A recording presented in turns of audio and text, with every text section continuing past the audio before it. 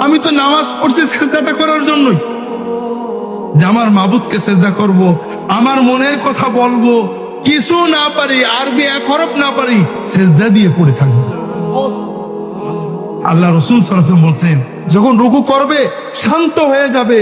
তুমি তো রুকু করতে আসো, আমরা আল্লাহর সামনে নত হয়ে নিজের দাসত্ব প্রকাশের জন্য তো নামাজে দাঁড়াইছি, কিচ্ছু পারিনি, সব মাপ, কিন্তু মাথাটা নিচু করে রুকুতে গেলাম, দাঁড়ালাম, দাঁড়িয়ে কি দাঁড়িয়ে পুরো না দাঁড়িয়ে, অধিকাংশ মানুষ আপনারা পুরো ইমাম জামাতে যখন পড়েন ইমামের জন্য বাধ্য হয়ে দাঁড়ান, তারপরেও ইমামের আগেই নেমে পড়েন।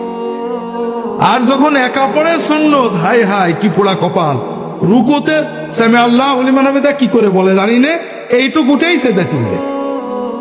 সেজদা আল্লাহু আকবার, সুবহানাল্লাহ সুবহানাল্লাহ সুবহানাল্লাহ, আল্লাহু আকবার আল্লাহু আকবার, মানে একেবারে সোজা হয়ে বসেন।